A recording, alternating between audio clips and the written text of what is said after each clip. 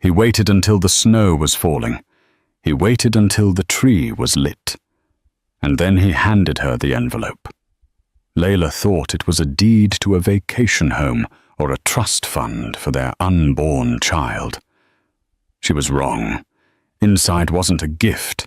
It was a dissolution of marriage, effective immediately. Stephen Wells, the tech mogul of the year, was kicking his 8-month pregnant wife out onto the freezing streets of Aspen on Christmas Eve. He thought he had calculated every variable. He thought he was untouchable. But Stephen made one fatal error. He didn't know that the raggedy old department store Santa Claus, watching from the sidewalk, was actually the billionaire father Layla never knew she had. And he was about to buy Stephen's entire life just to burn it down. The silence in the penthouse wasn't peaceful. It was expensive. It was the kind of silence that costs $10,000 a square foot, the sound of triple-paned glass blocking out the howling wind of the Aspen blizzard outside. Layla sat on the edge of the oversized beige sofa, her hands resting protectively over the distinct swell of her belly. She was 8 months along. The doctors said it was a boy. She had already picked out a name, Leo. She hadn't told Stephen yet. She wanted to save it for tonight, their final Christmas alone, before they became a family of 3. She looked at the clock. It was 7:15 p.m. Stephen was late. Again. Layla shifted her back, aching. Being the wife of Stephen Wells, the CEO of Vertex Dynamics, meant you didn't complain about backaches. You smiled, you hosted galas, and you looked perfect in photos for the Wall Street Journal. But tonight, the facade felt heavy. The elevator doors chimed with a soft melodic ping. Layla brightened, struggling to stand up. Stephen. Stephen walked in, shaking the snow off his cashmere coat. He didn't look at her. He looked at his phone, typing furiously. Sienna, cancel the morning flight. I need the jet prepped for Zurich by noon tomorrow. He hung up and finally looked at his wife. His eyes were cold, like the ice forming on the terrace railing. There was no warmth, no Merry Christmas, no hand on her stomach to feel the baby kick. You're home, Layla said, trying to keep her voice steady. I asked Chef Henri to make that roast you like. And I have a present. Sit down, Layla, Stephen said. His voice was flat, transactional. He walked over to the marble kitchen island, poured himself a glass of scotch, neat, no ice, and didn't offer her anything, not even water. He reached into his briefcase and pulled out a thick, cream-colored envelope. He slid it across the marble. It stopped right in front of her. What is this? Layla asked, a nervous laugh escaping her lips. Tickets. Open it. Layla's fingers trembled as she undid the clasp. She pulled out the document. The header was bold and undeniable, petition for dissolution of marriage. The room spun. Stephen, is this a joke? I don't joke about legal matters, Layla, he said, taking a sip of his drink. My lawyers filed it this morning. I wanted to give you the courtesy of telling you personally before the process servers arrive. Courtesy, Layla screamed, the shock turning into a sharp, hot panic. I'm 8 months pregnant, Stephen. It's Christmas Eve. Why? Stephen sighed, leaning against the counter, looking bored. It's a strategic realignment. My company Vertex is entering a merger phase with the Callaway Group. It's a multi-billion-dollar deal. The board feels that my image needs to be streamlined. A distracted father with a domestic life doesn't project the aggressive agility we need right now. I am not a distraction, Layla cried, tears finally spilling over. I am your wife. This is your son. It's a liability. Stephen corrected her, his voice chillingly calm. And honestly, Layla, the marriage has run its course. You were perfect for the start-up phase, sweet, supportive, decorative, but I'm in the major leagues now. I need a partner who understands power, not someone who spends all day knitting booties. He checked his watch. Sienna is waiting in the car. I'm staying at the Hotel Jarum tonight. You have 1 hour to pack your essentials and leave. Layla froze. Leave? This is my home. Technically, Stephen smirked. The prenup states that in the event of a felon, the primary residence reverts to the highest earner immediately. That's me. The prenup also states that infidelity voids your claim to alimony. Infidelity? Layla gasped. I have never looked at another man. Stephen shrugged. My security team has photos of you having lunch with your yoga instructor. It implies intimacy. It won't hold up in court forever, surely, but it will tie up your assets for about 2 years. By then, I'll be remarried. You monster, she whispered. I'm a businessman, Layla. Now please, don't make a scene. The security guards are coming up in 45 minutes to escort you out. If you're not gone, they'll remove you physically. He set his glass down, buttoned his coat, and walked toward the elevator. He paused just before the doors closed. Oh, and Layla. Don't try to use my credit cards. I cancelled them an hour ago. The doors closed. Layla stood alone in the $10 million penthouse. The Christmas tree lights twinkled mockingly in the corner. She looked down at the divorce papers, then at her stomach. I'm sorry, Leo, she sobbed, clutching her belly. I'm so sorry. She didn't pack clothes. She didn't pack jewelry. She grabbed her mother's old locket, her heavy winter coat, and walked out of the apartment before the guards could touch her. She took the service elevator down to the alleyway, stepping out into the biting cold of the Aspen night. The wind in Aspen cuts differently when you are poor. Layla had lived here for 3 years, wrapped in heated car seats and fur-lined boots, and she had never realized how violent the winter truly was. 2 hours had passed since she left the penthouse. Her phone was dead. Stephen had remotely bricked it. She had tried to use her debit card at a 24-hour pharmacy to buy water, but the terminal flashed declined. She was walking down East Cooper Avenue, the streets lined with luxury boutiques like Gucci and Prada, all glowing with warm golden holiday displays.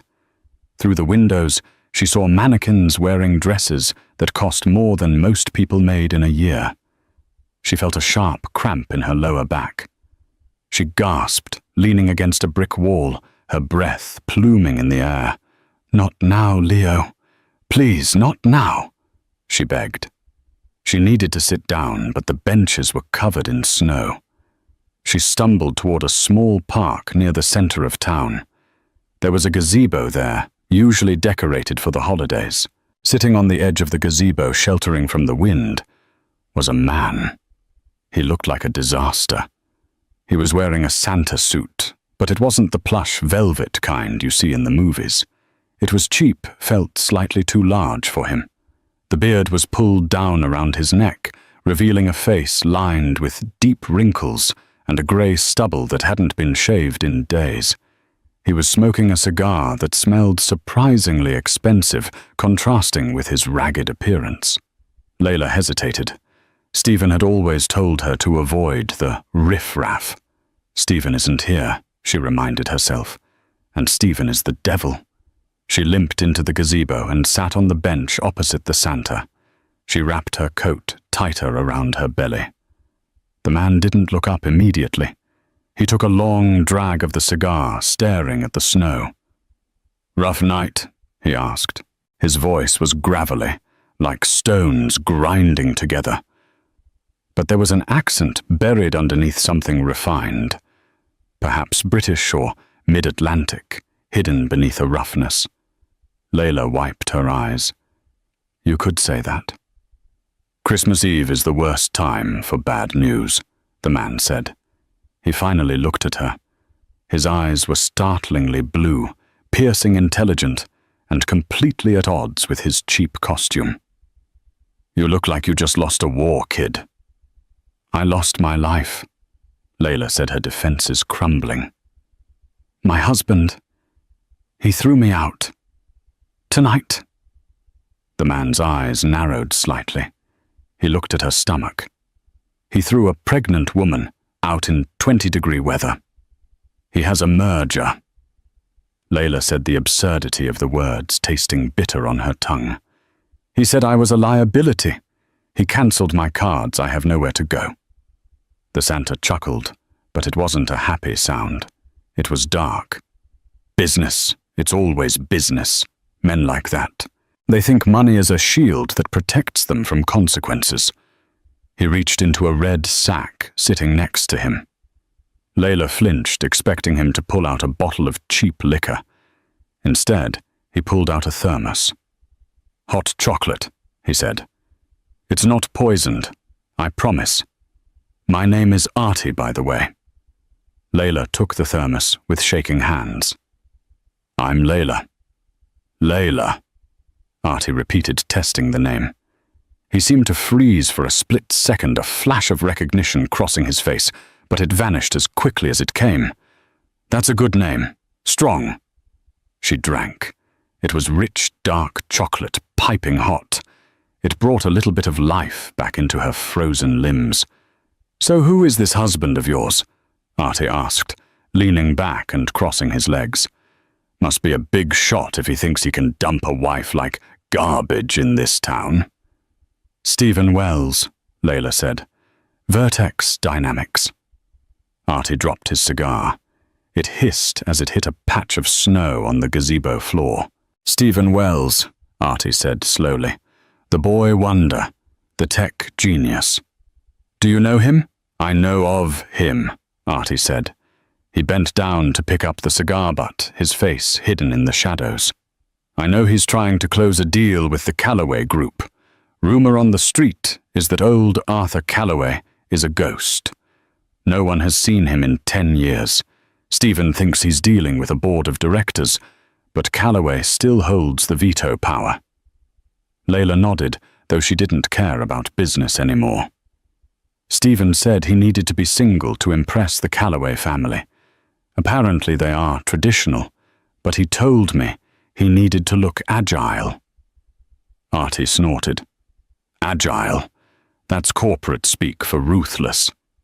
Let me tell you something, Layla. I used to be in business a long time ago. Before I put on this red suit. He gestured to his outfit. Real power isn't about agility, Artie said, his voice dropping an octave, sounding suddenly commanding. Real power is about loyalty. A man who betrays his wife while she carries his heir. That's not a man. A guy like Arthur Calloway would do business with. That's a man Calloway would crush for sport. Layla looked at this strange old man. He was shivering slightly, but his posture was straight. Why are you out here, Artie? She asked. It's Christmas Eve. Don't you have family?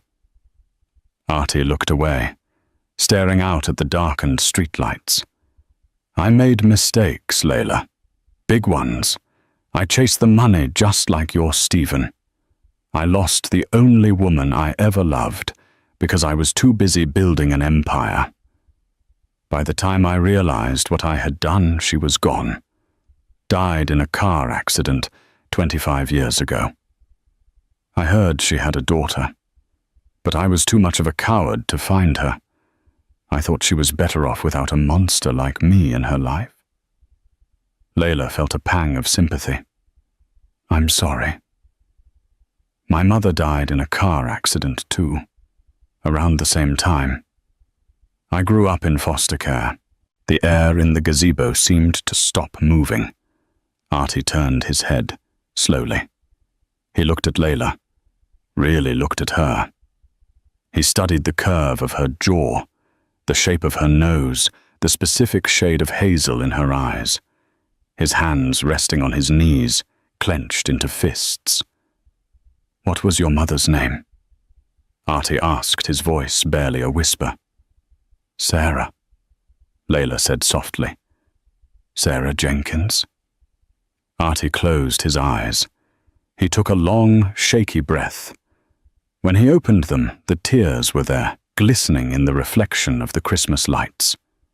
"Sarah," he whispered. "Did you know a Sarah?" Layla asked. Artie didn't answer the question. Instead, he stood up abruptly.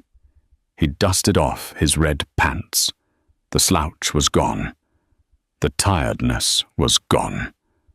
He stood 6 feet 2 inches tall, imposing and energized. "Layla," Artie said, and this time his voice sounded like it could command armies. "You need a place to stay." "I have no money, Artie." "I know a place," he said, "and I have a feeling your luck is about to change. Stephen Wells thinks he's the king of this town. He thinks he can treat you like an expired contract." Artie reached into his pocket and pulled out a phone. Not a burner phone, but a sleek, customized satellite phone that looked more expensive than Stephen's car. "Artie, who are you?" Layla asked, shrinking back slightly. He dialed a number and put the phone to his ear. "It's me," Artie said into the phone. "Bring the car, the Phantom, and call the legal team. All of them. Wake them up. I don't care that it's Christmas Eve. We're going to war." He looked down at Layla and for the first time smiled. It was a terrifying, beautiful smile. "Come on, my dear. Let's go get you some warm clothes. You have a gala to crash tomorrow." The vehicle that pulled up to the curb wasn't just a car. It was a rolling fortress of wealth. A Rolls-Royce Phantom jet black gliding silently over the snow-packed streets. The Spirit of Ecstasy hood ornament seemed to cut through the freezing air like a silver blade. Layla stared. "Artie, whose car is this? Did you steal it?" The man in the cheap Santa suit didn't answer. A driver impeccably dressed in a dark suit, despite the hour and the holiday, stepped out and opened the rear suicide door with a gloved hand. "Mr. Calloway," the driver said, bowing slightly. "We received your signal. The team is assembling at the estate." Layla froze, 1 foot on the plush lamb's wool floor mat. "Calloway, Artie. Why did he call you Calloway?" The man sighed, the sound heavy with decades of regret. He stepped inside, offering his hand to help her in. The interior of the car smelled of aged leather and polished wood warmth enveloping them instantly. "Artie was a nickname Sarah gave me," he said softly, as the car pulled away, leaving the twinkling lights of Aspen behind and heading toward the secluded, ultra-exclusive estates on Red Mountain. "My name is Arthur Calloway." Layla pressed her back against the seat, her heart hammering against her ribs. The baby kicked hard as if sensing her adrenaline. "Arthur Calloway, the billionaire investor. The man my husband is trying to merge with. The man your husband was trying to merge with," Arthur corrected, his voice hardening. He pulled the cheap fake beard off his face, tossing it onto the floor of the Rolls-Royce like trash. Beneath it, his jaw was strong, set in grim determination. "That deal is dead. Stephen just doesn't know it yet." "I don't understand," Layla whispered, her mind reeling. "Why were you in the park dressed like that? Why did you ask about my mother?" The car turned through massive iron gates that bore a stylized sea. A sprawling mansion lit up like a castle loomed ahead. It was 10 times the size of Stephen's penthouse. Arthur didn't look at her. He looked straight ahead. "Every Christmas Eve for 25 years I wear that suit," I go to a different town, sit in the cold, and remember what it felt like when I had nothing but ambition. It's my penance. I left your mother, Sarah, because I thought I wasn't good enough. I thought poverty would kill our love. So I went out to conquer the world, promising I'd come back when I was worthy. He turned to Layla, his blue eyes swimming with unshed tears. By the time I made my first million, I hired an investigator to find her. He told me she died in a crash on icy roads. He told me there was a baby, but that the system had swallowed her up. Closed adoption records, dead ends. I have spent infinite amounts of money trying to find that child. The car stopped. The silence in the cabin was deafening. Layla, Arthur said, his voice cracking. You have her eyes. You have Sarah's eyes. Layla put a hand over her mouth, a sob escaping. The foster homes, the feeling of never belonging, the desperate need to create a perfect family with Stephen. It all crashed down on her. You're my father, she barely whispered. I am the man who failed you, Arthur said gravely. But I swear to God, and on your mother's memory, I will never fail you again.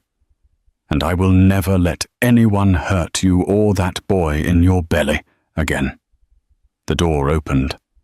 Come inside, Layla. You're home. The next 4 hours were a blur of surreal opulence. Layla was whisked into a master suite larger than her entire first apartment. The bathroom featured a soaking tub carved from a single piece of amethyst. Arthur didn't let her rest long. We have work to do, he had said. While Layla showered, washing away the scent of Stephen's scotch and the aspen cold, Arthur had mobilized an army. When she emerged wrapped in a robe made of Egyptian cotton, the bedroom looked like a high-end department store had exploded inside it. Racks of gowns were wheeled in. 3 stylists, a makeup artist, and a hairdresser, all flown in via helicopter from Los Angeles on triple-time holiday pay, were waiting. What is all this? Layla asked, overwhelmed. Arthur walked in. He had showered and shaved. He was wearing a tuxedo that fit him perfectly, making him look like the titan of industry he was. Stephen is holding the Vertex Christmas Gala tomorrow at noon at the St. Regis, Arthur said. He thinks he's celebrating his freedom and his impending merger. We are going to crash his party. Arthur, Dad, I can't. Layla stammered the word Dad, feeling alien on her tongue. I'm 8 months pregnant. I look like a whale. I've been crying for hours. I can't face those people. They all think I'm a cheating gold digger because that's what Stephen told them. Arthur walked over and placed his hands on her shoulders. He looked at her in the towering mirror. Look at you, he commanded. You are not a victim, Layla. You are a Calloway. We don't hide.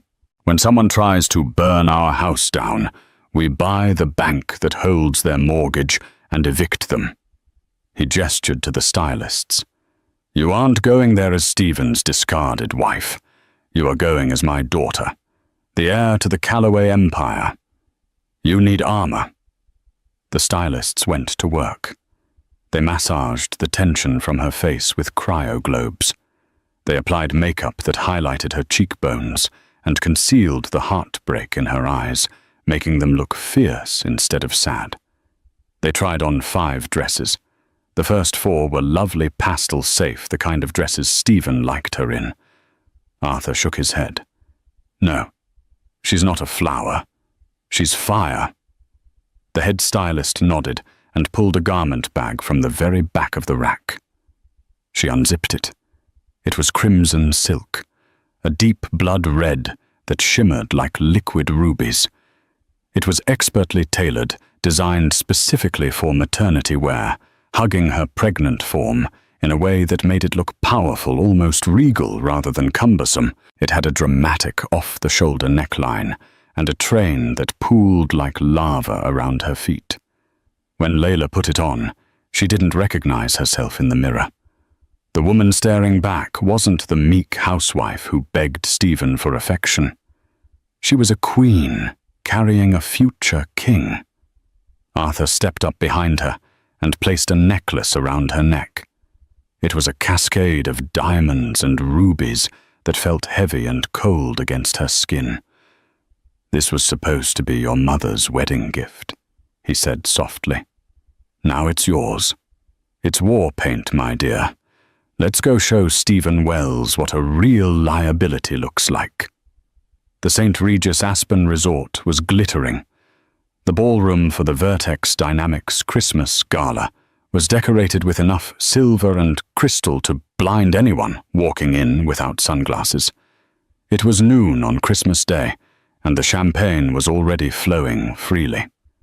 Stephen Wells stood near the center of the room, under a massive chandelier, holding a flute of Dom Perignon. He felt light, untethered. The unpleasantness with Layla the night before was already a distant memory, a piece of data he had deleted from his hard drive.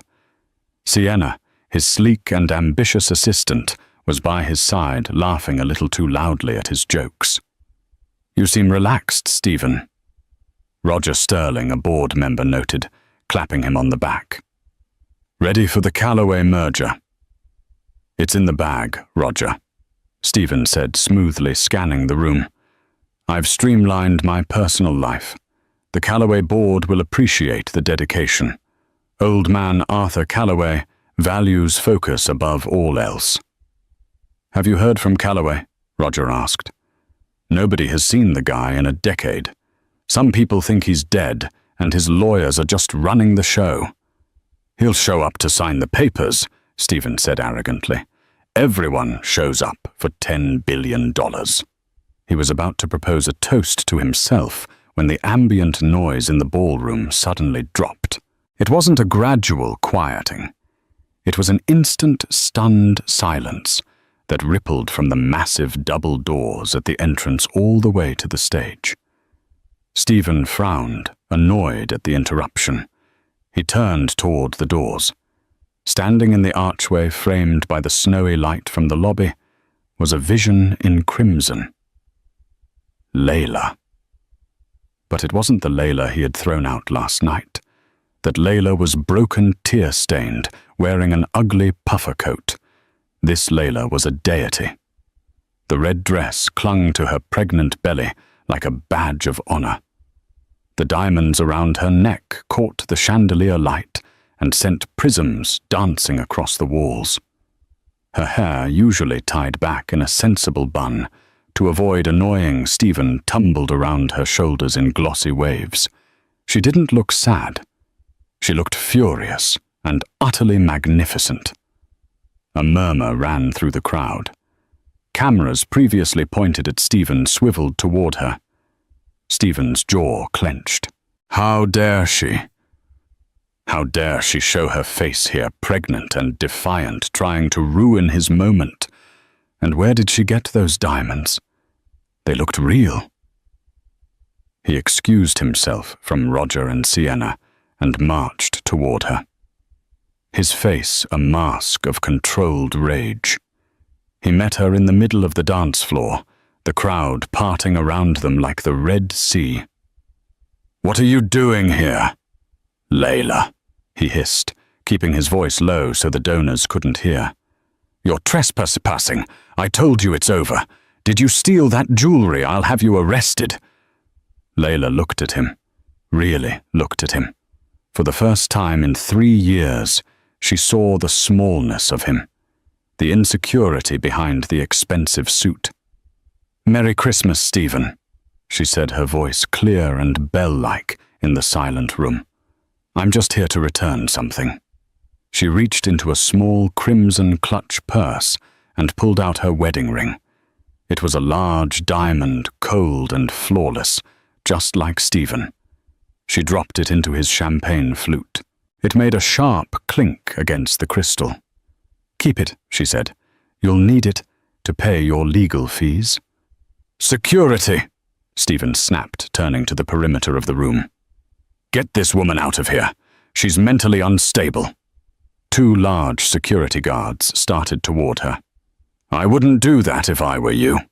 A deep voice boomed from the doorway. The entire room turned again. A man walked in. He was older, silver-haired, carrying himself with an air of authority that made Stephen look like an intern. He was dressed in a tuxedo that cost more than Stephen's car.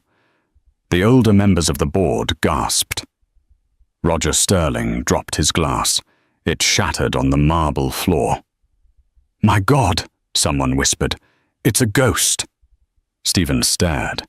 He recognized the face from old business magazines he studied in college. It was older, lined with age, but unmistakable. Arthur Calloway. Stephen breathed, his confidence evaporating instantly. Arthur walked past the security guards without acknowledging their existence.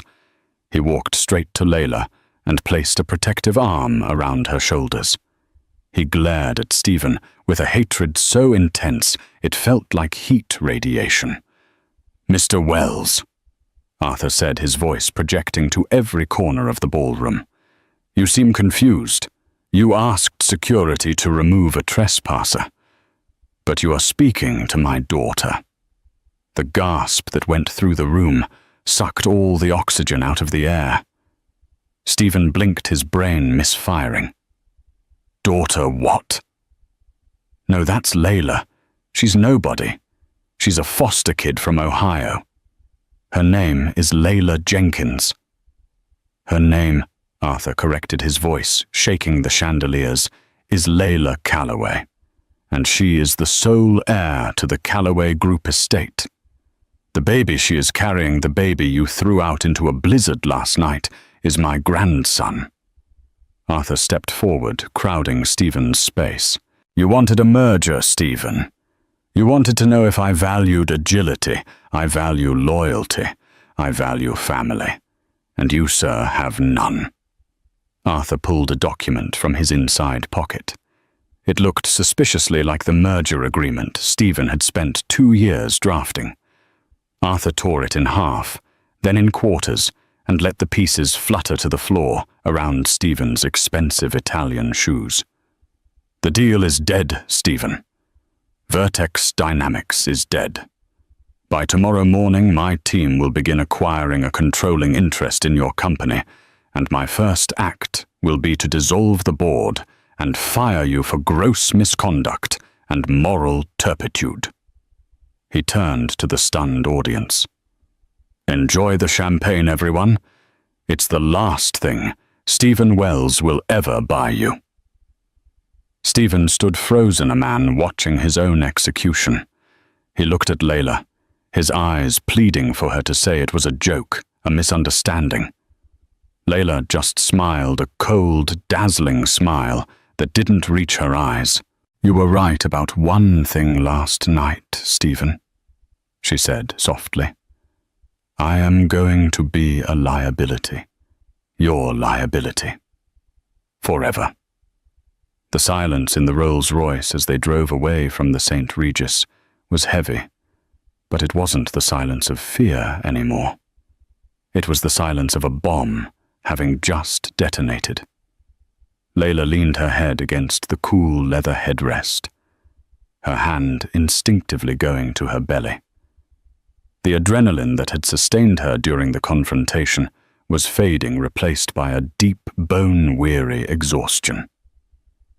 "You did well," Arthur said, pouring a glass of sparkling water from the car's console and handing it to her. "You held your ground. Sarah would have been proud." Layla took the glass, her fingers trembling slightly.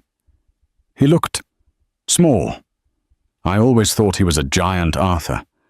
But standing there, he just looked like a scared little boy." "Bullies always do when you take away their toys," Arthur grunted, checking his phone. "The video of the confrontation is already trending. 3 million views in 10 minutes. The red dress is the #1 topic in the country." Layla closed her eyes. "I don't want to be famous, Dad. I just want to be safe." "You will be," Arthur promised. "But Stephen won't go quietly. A narcissist never accepts defeat. They rewrite reality until they are the victim. We need to be ready for the backlash. Arthur was right. Back at the Vertex Dynamics headquarters, Stephen Wells was not packing his bags. He was destroying his office. He swept a row of awards off his mahogany shelf, sending glass and metal crashing to the floor. Sienna, his assistant, stood by the door, clutching a tablet to her chest, looking terrified. "Get me Grant!" Stephen screamed, his face purple with rage. "Get me the entire legal team, and get me Veronica from crisis management, now!" "Grant is on the line, sir," Sienna squeaked. Stephen snatched the phone. "Grant, you saw it. You saw what that old fossil did to me." "I saw it." "Stephen." Grant's voice was calm, the voice of a lawyer who charged $1,000 an hour. "It's a disaster. The stock price has dropped 40% in an hour. The board is calling for an emergency vote of no confidence." "Stop the vote," Stephen barked, "and fix this." "She's lying. That old man is senile. Calloway has been a recluse for a decade. We can claim he's mentally incompetent. We can claim Layla manipulated him. Maybe she isn't even his daughter. She's a con artist, Grant. She conned me into marriage, and now she's conning him." "Stephen," Grant warned. "DNA tests are easy to procure. If she really is Calloway's daughter, attacking his mental state is a dangerous game. He has more money than God."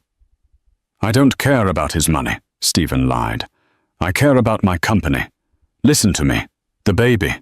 The baby is the key." There was a pause on the line. "Go on." "That child is Calloway's grandson," Stephen said, a twisted smile forming on his lips as he paced over the shattered glass. "Then that child is the heir to the Calloway fortune, and I am the father. If I have custody, I control the heir. I control the trust."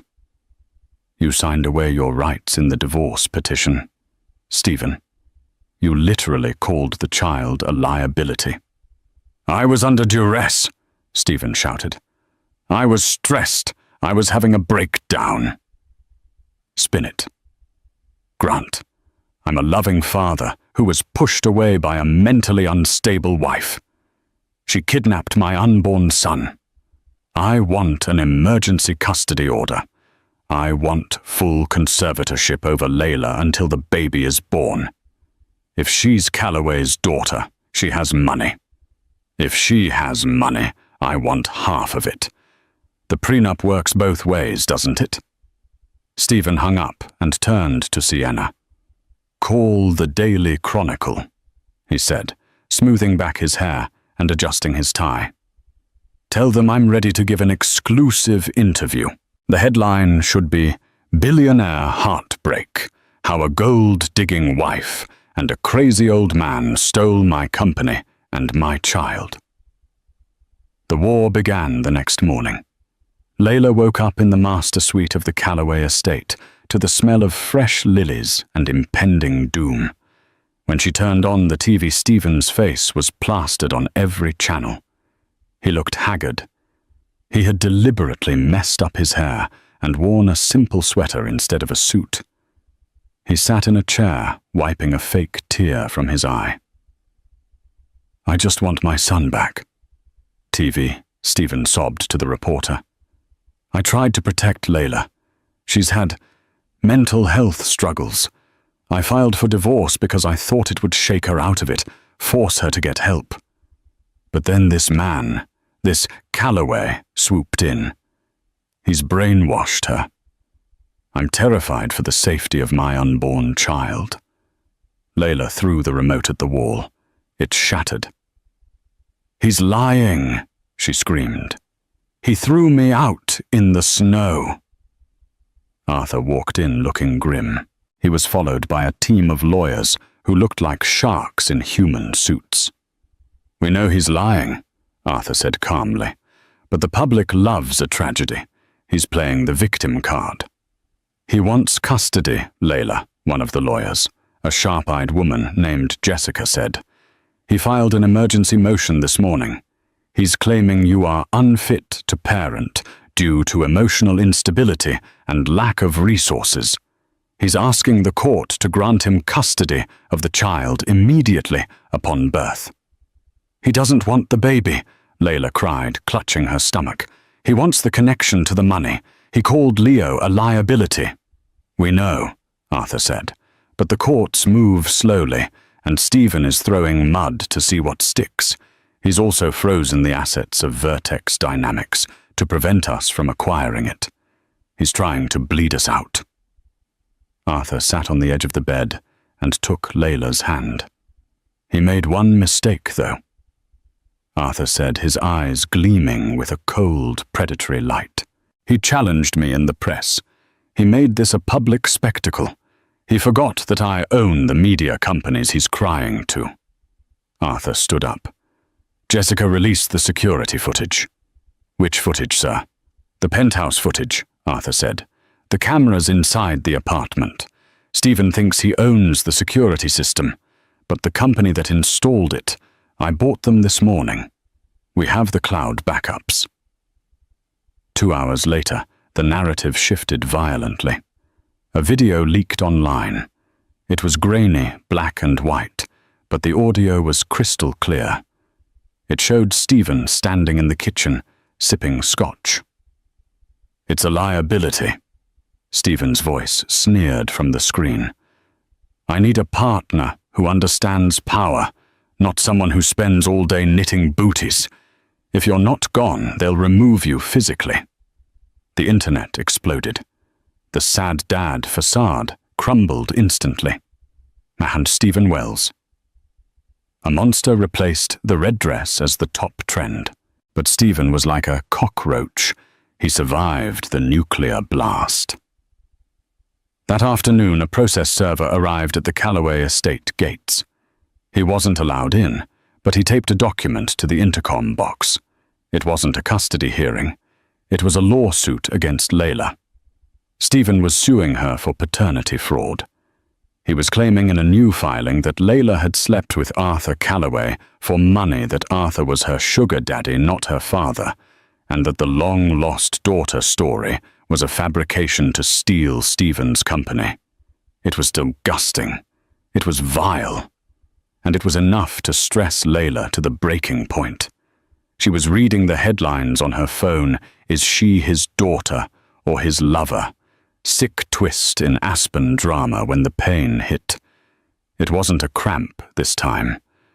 It was a tearing sensation, sharp and hot, radiating down her legs. Layla gasped, dropping the phone. "Dad?" Arthur was there in a second. "Layla, something's wrong," she whispered, her face going grey. "The baby. I can't feel him moving. And there's blood."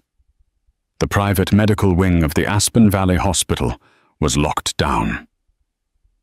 Security guards stationed by Arthur Calloway patrolled the hallways, turning away reporters who were trying to sneak in, dressed as nurses or janitors. Inside room 402, the atmosphere was frantic. Monitors beeped with an irregular, terrifying rhythm. "Her blood pressure is spiking," Dr. Aris shouted, checking the monitors. 180 over 110.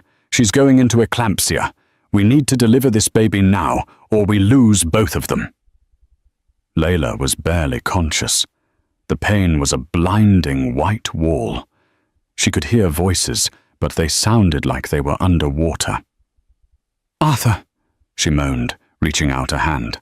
"I'm here, sweetheart," Arthur said, gripping her hand so hard his knuckles were white.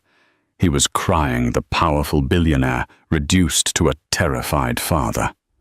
"I'm right here. You're going to be okay." Don't let him take Leo," Layla whispered. "Over my dead body," Arthur growled. "Sir, you need to step out," Dr. Aris said. "We're moving to the OR for an emergency C-section. Code Blue protocols." Arthur was ushered out into the hallway. The doors swung shut, cutting him off from the only family he had left. He paced the corridor, his expensive shoes clicking on the linoleum, praying to a god he hadn't spoken to in years. Then the elevator pinged. Arthur turned, expecting coffee or news. Instead, the elevator doors opened to reveal Stephen Wells. Stephen was flanked by 2 police officers and his lawyer, Grant. He looked frantic, but there was a smugness in his eyes. He held a piece of paper in his hand. "Where is she?"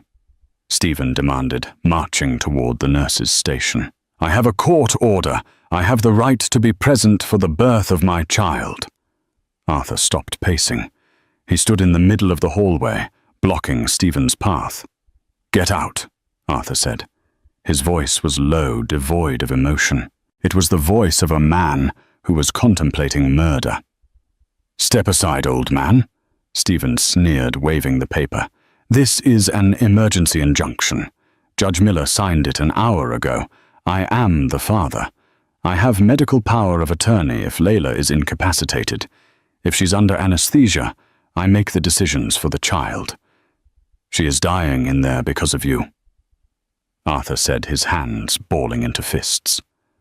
"That's unfortunate," Stephen said, feigning sympathy. "But if she dies, then the baby is solely mine.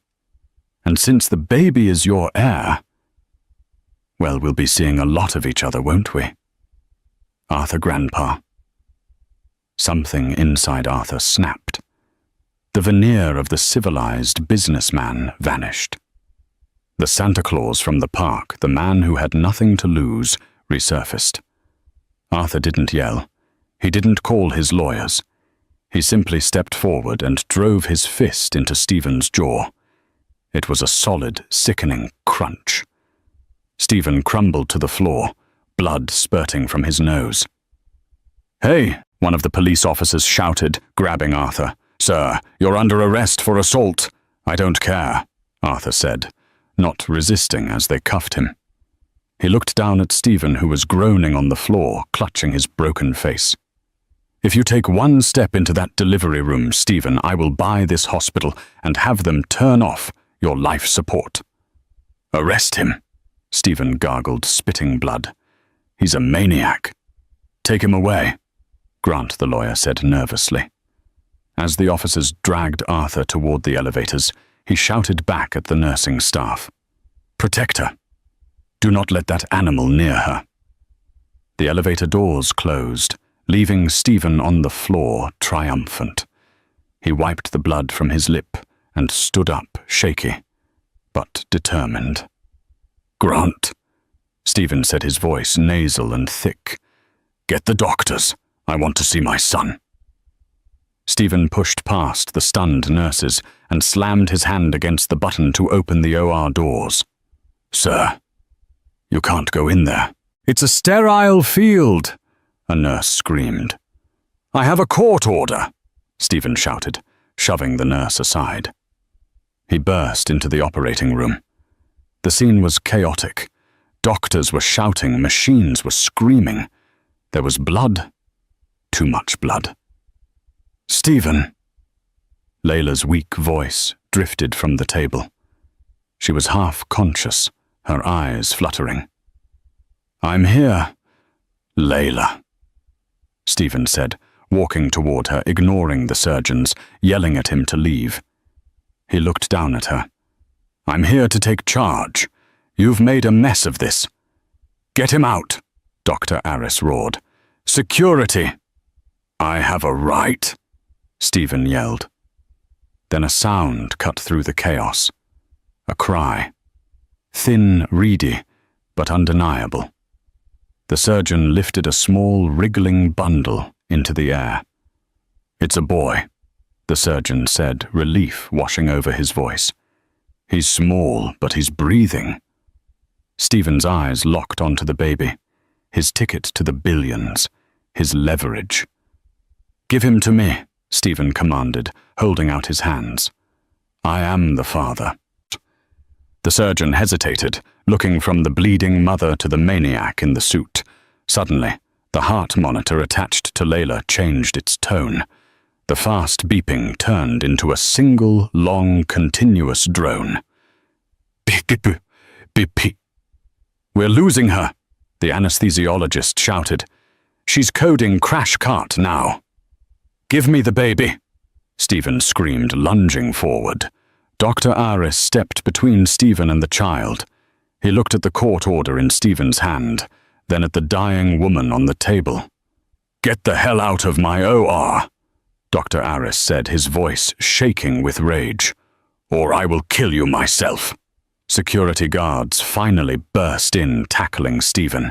He fought them, screaming about his rights, screaming about the money, as they dragged him out of the room. The last thing Stephen saw before the doors swung shut was the doctors shocking Layla's chest, her body jolting on the table, while his son cried alone in a plastic bin. Stephen was thrown out into the hallway, right next to where his blood still stained the floor. He straightened his jacket. He touched his broken nose. "She's dying," he whispered to Grunt. A slow smile spread across his bruised face. "If she dies, I win everything." The sound of the flatline was the loudest thing in the world, a singular high-pitched note that signaled the end of a universe. Inside the operating room, time fractured. Dr. Aris moved with desperate precision. "Charge to 200 clear." Layla's body jerked on the table, lifeless and pale. The heart monitor didn't change. The green line remained a flat, unwavering horizon. Again. "Charge to 270. "Come on, Layla," Dr. Aris shouted, sweat dripping from his brow. "Clear. Thump. Silence." Then a stutter on the screen. A jagged peak. Then another. Beep, beep, beep. "Sinus rhythm," the anesthesiologist breathed out, slumping against the wall. "She's back. BP is stabilizing." Dr. Aris didn't celebrate. He looked at the devastation the trauma had caused. "She's in a coma," he said quietly. "We saved her life, but we don't know if she's ever going to wake up. Get her to the ICU and put a guard on the door. No one gets in, especially not the husband." 3 days later, Arthur Calloway sat on the metal cot of the Pitkin County Jail, his tuxedo ruined, waiting. The heavy steel door clanged open, and the police captain walked in, looking pale. "Mr. Calloway," the captain said, "the charges have been dropped. Self-defense. And frankly, nobody wants to keep Arthur Calloway in a cage while his daughter fights for her life." Arthur stood up immediately. "How is she?"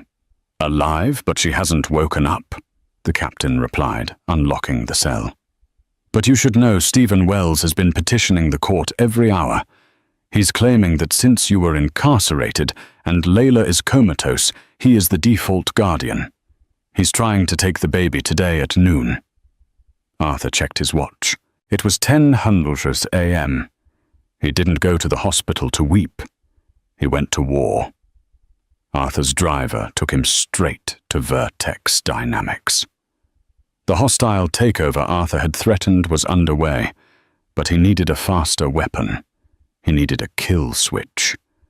He bypassed the terrified security guards in the lobby and took the elevator directly to the server floor. He cornered the IT director, a young man named Kevin. "Kevin," Arthur said, his voice leaving no room for argument. "You can work for a man who abandoned his pregnant wife, or you can work for me. If you work for me, your salary triples starting today. I just need one thing, the deleted archives." Kevin didn't hesitate. He typed furiously, bypassing the encryption he had written himself. "I have it, Mr. Calloway." Arthur scrolled through the data. His eyes narrowed. It wasn't just infidelity or cruelty. It was federal crimes. Stephen had been cooking the books to make Vertex look solvent for the merger, embezzling $40 million from the employee pension fund to pay for his lifestyle. Arthur smiled a cold, terrifying expression. "Print it. All of it." The Pitkin County Courthouse was packed. Reporters from every major network crammed into the back, captivated by the story of the billionaire Santa and the comatose heiress. Stephen Wells sat at the plaintiff's table, wearing a neck brace and a bandage over his nose, playing the victim perfectly. "Your Honor," Grant Stevens' lawyer began, "this is a simple matter of biology. My client is the father. The mother is in a persistent vegetative state. The grandfather has a history of violence. We ask for immediate full custody of the infant Leo and control over the mother's medical decisions." Judge Miller looked at Stephen. "Mr. Wells, anything to add?" Stephen stood up, wincing theatrically. "I just want to take my son home, Your Honor. I forgive Arthur for attacking me. I just want to heal this family." "Mr. Calloway," Judge Miller asked, "do you have a defense?" Arthur stood alone at the defense table. He walked to the center of the room and placed a thick stack of papers on the judge's bench. "I do not object to the father having custody," Arthur said calmly. The room gasped. Stephen's head snapped up, shock replacing his fake sadness. "I do not object," Arthur continued, his voice hardening, "provided that the father is not currently under federal indictment for securities, fraud, embezzlement, and grand larceny." Stephen froze. "What is this?" Judge Miller asked, flipping through the documents. "That is the financial history of Vertex Dynamics," Arthur declared. "Mr. Wells has stolen $40 million from his own employees. It is a federal crime." Arthur turned to the back of the room. 2 FBI agents in dark suits stood up. "Stephen Wells," Arthur roared, "you wanted the money, you have to earn it. But there is one more thing." Arthur pulled a remote from his pocket and pointed it at the evidence screen. "You claimed you loved her. You claimed she pushed you away." He pressed play. The grainy audio from the hospital security camera filled the silent courtroom. "Grant, she's dying. Stephen, if she dies, I win everything." The silence in the room was absolute. Stephen's face went white. "That's a deep fake. He doctored it," he screamed, scrambling to his feet. "And one last witness," Arthur announced, turning toward the heavy oak doors. The doors swung open. A collective intake of breath sucked the oxygen out of the room. Rolling in a wheelchair pushed by Dr. Aris was Layla. She was pale, weak, and wrapped in blankets, but her eyes were open. In her arms, a sleeping baby boy was swaddled in blue. "Layla," Stephen whispered, backing away as if he were seeing a ghost. You're in a coma." Layla looked at him. She didn't shout. She simply spoke into the microphone Dr. Aris held for her. "I woke up this morning, Stephen," she said, her raspy voice cutting through the air. "Dr. Aris told me everything. He told me you tried to force your way into the OR while I was dying. You didn't ask about me. You only asked for the baby." She looked down at her son. "You don't want a son, Stephen. You want an asset. But this asset is already spoken for." "Your Honor," Layla said to the judge, "I'm filing for an annulment based on fraud, and I'm filing for a restraining order." "He's already arrested," the FBI agent called out, stepping over the railing. Stephen bolted for the side exit, panic overtaking him. He made it 3 steps before the bailiff tackled him to the carpet. "Get off me! Do you know who I am?" Stephen screamed, his nose breaking for the second time in 3 days. "I am Stephen Wells. I am a billionaire." Arthur Calloway stood over him, looking down with pity.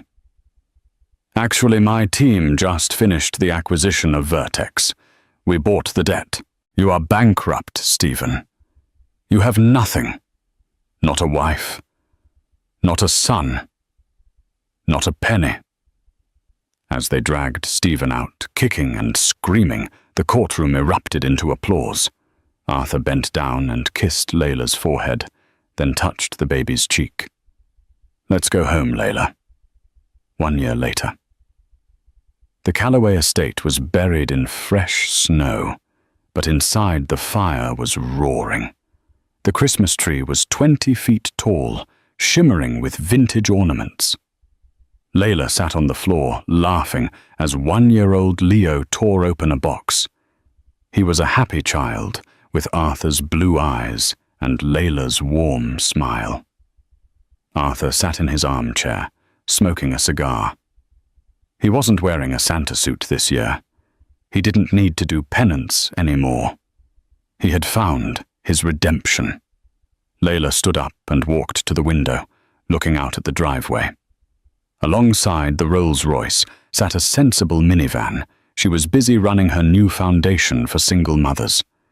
She was happy. Stephen was currently serving a 15-year sentence in a federal prison in Colorado. He spent his days writing lawsuits that nobody read. Layla turned back to her father. "Merry Christmas, Dad," she said.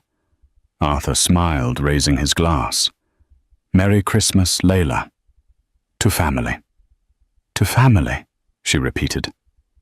The wind howled outside, but inside the fortress was warm. Layla Calloway was no longer a liability. She was unbreakable.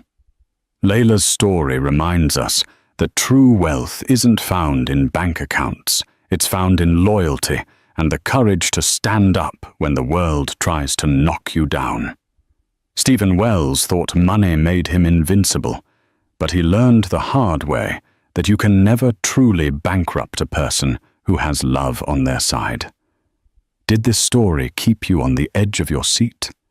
If you enjoyed Layla and Arthur's victory, please smash that like button. Share this video with a friend who loves a good drama, and don't forget to subscribe so you never miss a twist. Thanks for watching.